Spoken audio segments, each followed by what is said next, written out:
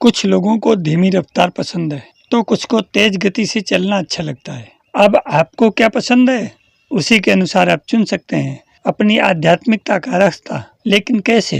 किसी भी गंतव्य स्थान पर जाने के लिए कदम बाद में निकालेंगे, कार्य बाद में प्रारंभ करेंगे, पहले उसके विषय में संपूर्ण जानकारी आवश्यक होती है। जब तक ये नहीं हुआ कि गंतव्य स्थान का क्या स्थिति है, कितनी दूर है और उसको कैसे पार किया जाएगा, वहां जाने की स्थिति क्या है, तब तक आपकी यात्रा सफल नहीं हो सकती है। तो प्रायः अपनी यात्रा प्रारंभ करने के पूर्व ये समस्त जानकारी इकट्ठा कर लेता है। अध्यात्म पथ पर चलने वाले पथिकों के लिए भी आवश्यक है कि वो ईश्वर प्राप्ति, मुक्ति और परलोक का सुख, इन कामनाओं के पथिकों को कैसे प्रेरित होकर के इस पथ पर वो अपना जीवन प्रारंभ करते हैं।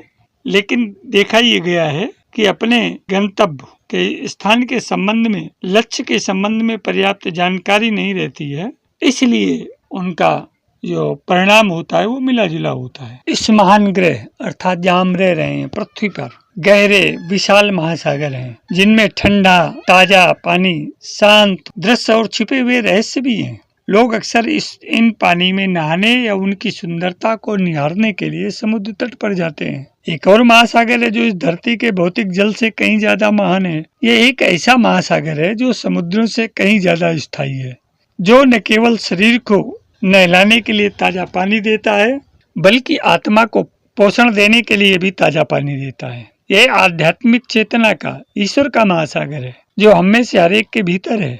ये हमारे भीतर है, खोजे जाने का इंतजार कर रहा है। यह हर उस व्यक्ति के लिए है जो इसे चाहता है और जिसके अंदर इसको पाने की ललक है। इससे पहले कि हम अपनी आध्यात्मिक चेतना का उपयोग करने के तरीकों पर चर्चा करें, आइए हम ये देख लें कि ये क्या है। हमारे भीतर आत्मा और ईश्वर के प्रति जागरूक होना।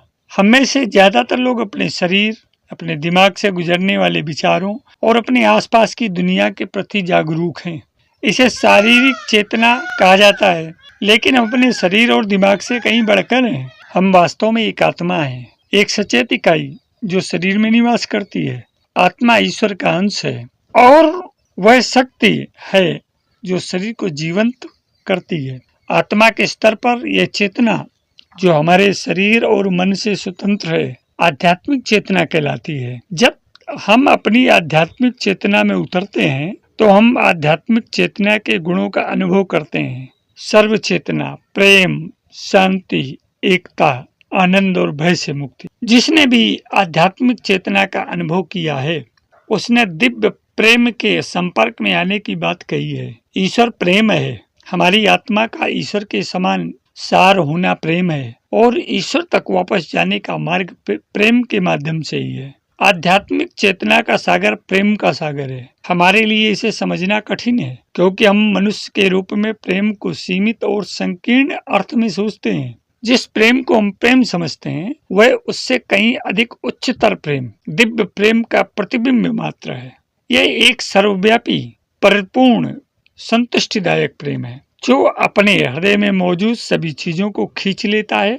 हम सभी ईश्वर के प्रेम में तैर रहे हैं लेकिन इसे जानते नहीं हैं। यह हम सभी को समान रूप से गले लगाता है और यह एक बिना शर्त वाला प्रेम है जो हमारे बाहरी अंतरों को नहीं देखता।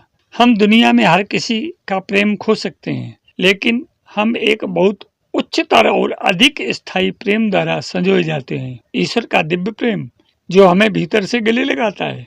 जब हम अपनी आध्यात्मिक चेतना का उपयोग करते हैं तो हम न केवल स्वयं प्रेम का अनुभव करते हैं बल्कि दूसरों से प्रेम करने की अपनी क्षमता में भी वृद्धि करते हैं।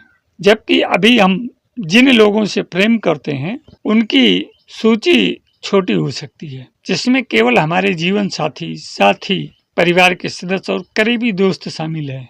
यह सूची बढ़ती जाएगी और इसमें सृष्टि का हर व्यक्ति, यहाँ तक कि सृष्टि का हर जीवित प्राणी शामिल हो जाएगा। समस्त जीवन चेतना है। आध्यात्मिक चेतना का दूसरा पहलू सर्व चेतना, ये ज्ञान है।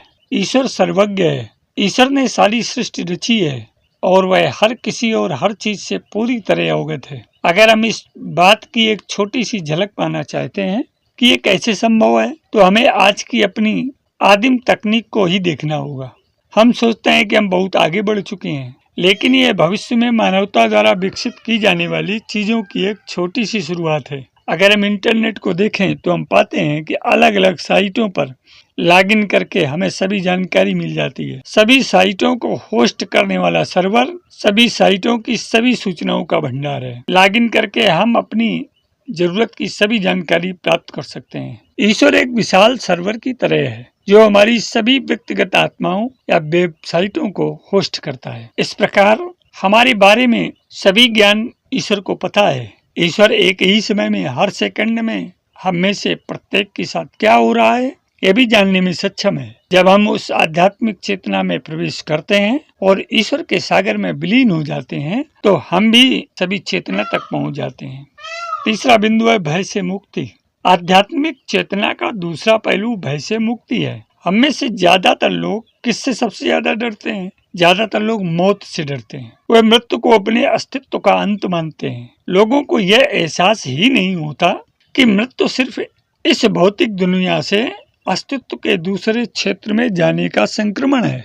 अपनी चेतना को आध्यात्मिक स्तर पर बढ़ाने से ही हम जान पाते हैं कि हम भौतिक शरीर के बिना भी आत्मा के स्तर पर मौजूद हैं। यह मानव शरीर आत्मा के ऊपर एक आवरण मात्र है। अगर हम अपनी चेतना को बढ़ा सकें तो हम अपनी असली पहचान पा सकते हैं। आध्यात्मिक चेतना प्राप्त करके हम भी निडर बन सकते हैं। अगला बिंदु है शांति। शांति आध्यात्मिक चेतना की एक और विशेषता है। इस दुनिया में हम बहुत उथल पुथल, संघर्ष, दर्द, बीमारी और पीड़ा का सामना करते हैं। बहुत कम लोग तनाव और दर्द के क्षणों से गुजरे बिना अपना जीवन जीते हैं, लेकिन भीतर के आध्यात्मिक क्षेत्र में सब कुछ शांति है। इस दुनिया में शांति की कमी का कारण हमारा अहंकार और इच्छाएं हैं। दुनिया अनगिनत प्रलोभन, विकर्षण और आकर्षण प्रदान करती है। हमारी आत्मा हमारे मन से प्रभावित होती है, जो बाहरी दुनिया की ओर आकर्षित होती है। जब यह इस दुनिया की अस्थायी चीजों की इच्छा करने लगती है तो यह निराशा की ओर अग्रसर होती है। इस दुनिया में कोई भी भौतिक चीज स्थायी नहीं है। यह सब क्षणभंगुर है। केवल आत्मा और ईश्वर ही शाश्वत है। जिस क्षण हम अपनी आशाएं किसी नाशवान चीज पर लगाते हैं, हम खुद को निराशा और दर्द के लिए तैयार कर लेते हैं। जब हम उसे खो देते हैं। सच्ची शांति तभी मिलती है जब हम आध्यात्मिक चेतना के स्तर तक पहुंच जाते हैं। तब हम एक ऐसे क्षेत्र में प्रवेश करते हैं जहाँ न तो मृत्यु होती है और न ही दुख और न ही दर्द। हम सभी तरह के आनंद और परमानंद का एक शाश्वत क्षेत्र पाते हैं। अगर हम अपने जीवन में सच्ची शांति का अनुभव करना चाहते हैं तो हमें अपने भीतर झांकना होगा। शांति हमारे भीतर से शुरू होती है। अगला बिंदु है एकता। हमारे भौतिक स्तर पर हम केवल अपने भौतिक अंतर ही देखते हैं। जब हम आध्यात्मिक चेतना विकसित करते हैं तो हम अनुभव करते हैं कि ईश्वर का एक ही प्रकाश प्रत्येक व्यक्ति के भीतर है। हम सभी आत्मा के स्तर पर एकजुट हैं। जब हम जागरूकता के उस स्तर पर पहुंच जाते हैं तो हम सभी जीवित प्राणियों को सृष्टिकर्ता के एक बड़े परिवार के रूप में देखना शुरू कर देते हैं। हम सभी आत्मा के स्तर पर एकजुट हैं। जब हम जागरूकता के उस स्तर पर पहुंच जाते हैं, हम अब बाहरी रूप और रीति रिवाज के आधार पर लोगों के बीच भेदभाव नहीं करते। हम पहचानते हैं कि विविधता में सुंदरता है। हम सभी लोगों के साथ प्यार और सम्मान से पेश आना शुरू कर देते हैं, क्योंकि हम जानते हैं कि उनके मूल में वही सार है जिससे हम बने हैं। अगला बिंदु है परम आनंद। आनंद आध्यात्मिक चेतना की भी एक विशेषता है।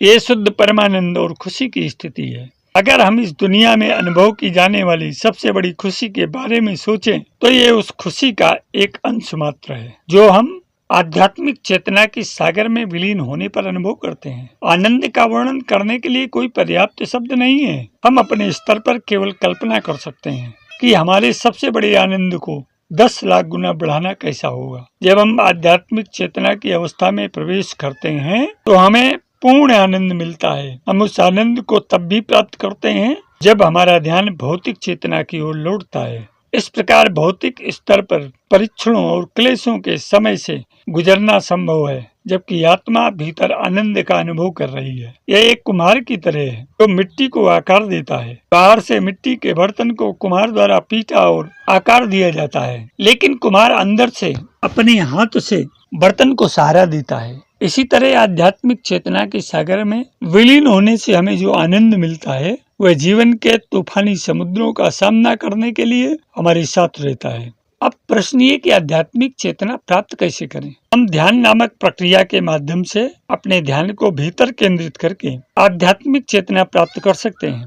ध्यान के माध्यम से हम अपनी सच्ची प्रकृति, अपनी आत्मा से संपर्क कर सकते हैं और पाते हैं कि ईश्वर दिव्य प्रेम के स्रोत के साथ एक है। तब हम अपने लिए उपलब्ध दिव्यता के सभी खजाने पालेंगे। हम सर्व चेतना प्राप्त करेंगे। हम खुद को भय से मुक्त पाएंगे। हम सभी प्रेम के साथ एकता की भावना प्राप्त करेंगे।